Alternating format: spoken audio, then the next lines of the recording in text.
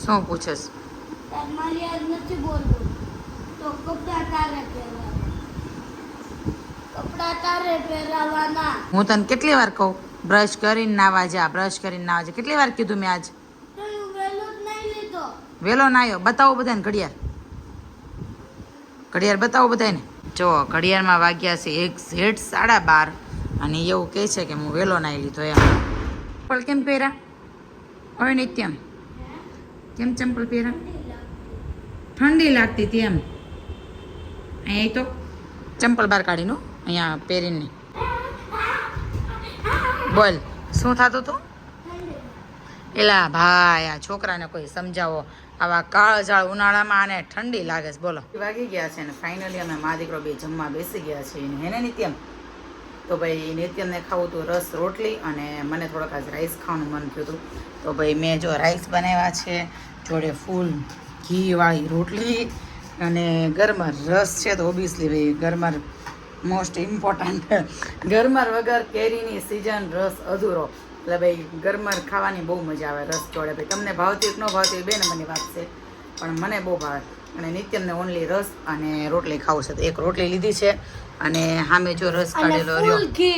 ફૂલ ઘી વાળી રોટલી લીધી છે નિત્યમે પણ. હે ને નિત્યમ? થોડી ઘી છે. હા તને ફૂલ ઘી વાળી અને એક જ રોટલી આપી છે.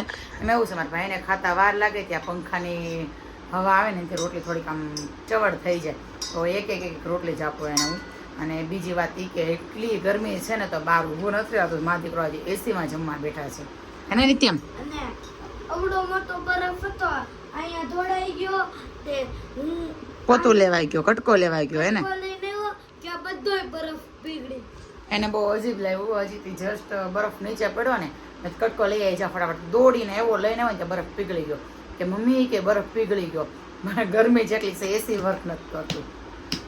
એને નિત્યમ? ઓકે ચાલો. અત્યારે શું ત્યાં બીજી જોડી ભાઈ કપડાં બદલાવ્યા છે પણ આ પ્લેન બનાવ્યો છું. હું કેવું પ્લેન છે નિત્યમ? રિટર્ન બતાવી તો. આ રિટર્ન આવે જો નિત્યમ રિટર્ન પ્લેન બનાવ્યું. કેમ ન એવું રિટર્ન? સુરસુર થઈ ગયું. બ્લોગ ચાલુ કર્યો ને એટલે શરમ આવે. હાસી હે એટલે શરમ આવે છે. આ નહીં આવતી કરતો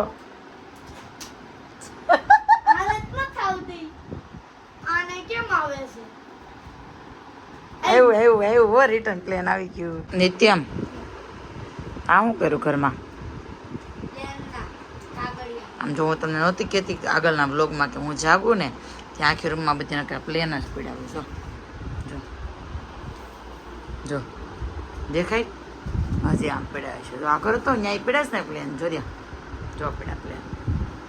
પાછું શરમ આવતી નથી. પાછું પ્લેન બતાવે જો આટલા પ્લેન પીડાય એમ. એટલે ભાઈ જો આવું છે મારા છોકરાનું કામ. ઘર મેં પ્લેન ઉતાર દે સારે દેખો.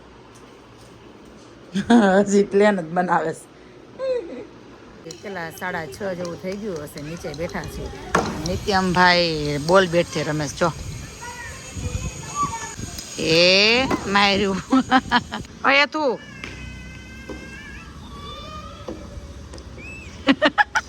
સામેથી દાંત તો નો જ કાઢે. આપણે કાઢીને પછી જ. હાલો બોલ ના વારા કરજો. પછી 10 વાર દીદીનો વારો, 10 વાર તારો વારો. ઓકે?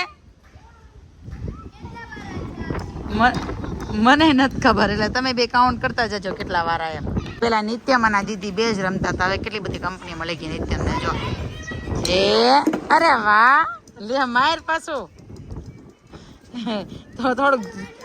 થોડુંક જોરથી મારવાનું. અંદર વયો ગયો બોલ. જો આ ઉભો રે. હે નહીં અહીંયા તું ઉભો રે. હા ચૂહાનું સાપનું બધાયનું હોય. લે આમ ઉભો રે હરકો.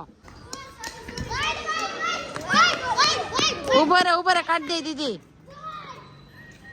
જો ભાઈ છોકરાઓ ફાઇનલી ભાઈ કેરીની સિઝન સ્ટાર્ટ થઈ ગઈ છે. તો ભાઈ આજનો મેનુ છે સાંજનો પેલી મગની દાળ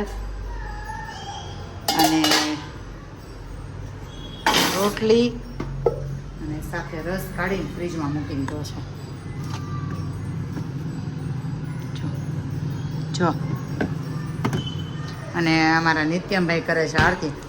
ભગવાન અમારે બધાને ત્યાં ભગવાન સવારે કપડાં ચેન્જ કરતા હશે, અમારે ત્યાં ભગવાન સાંજે કપડાં ચેન્જ કરે. એમાં નિત્યમભાઈ કરે. જો ભગવાનને શણગાર નિત્યમ જ કરે ગમે ત્યારે.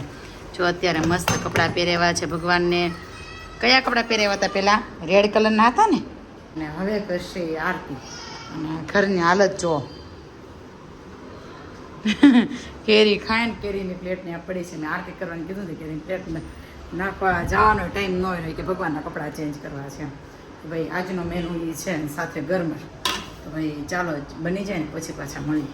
લઈ જો ભાઈ રસ, મગની દાળ, રોટલી અને આ રહ્યો નિત્યમ.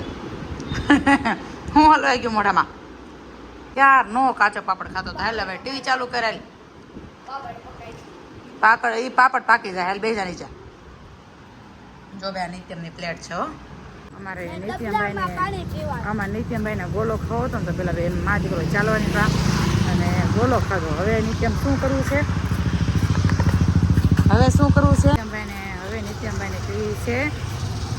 શું પીવીશ નિત્યમ? સોડા રે સોડા.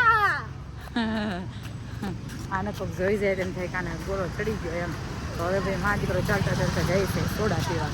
તો ભાઈ ચાલો. અમે એના VIP માં VIP હાલમ નથી બેસું તો બેસ. માર નથી આવું. હાલ તું બેસ, હું જાઉં છું.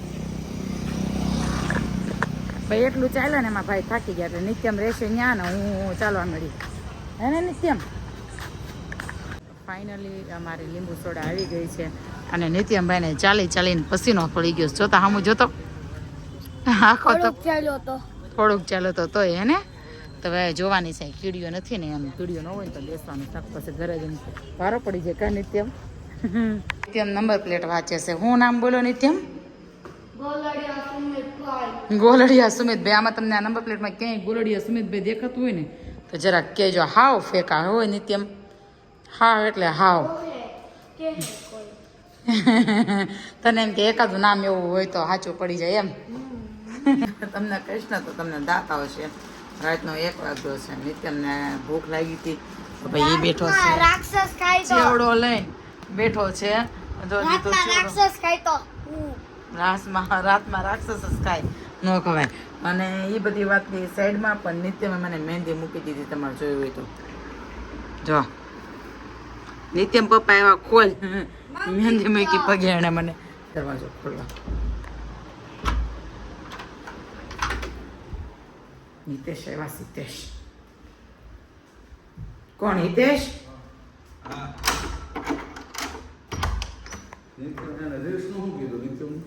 ભાઈ ફોનમાં વાત કરીશ કોકને હેરે કે કંઈની વાત કરતા ભગવાન જાણે. ખબર નહીં કંઈ.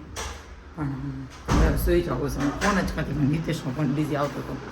અને નિત્યમભાઈ જો. અને ઓલવેઝ હું મારા બેડરૂમમાં આવું તો મને બેડરૂમ ઓછો અને કચરા પેટીવાળો રૂમ વધારે લાગે. એ બધું સાઈડમાં હું બોલ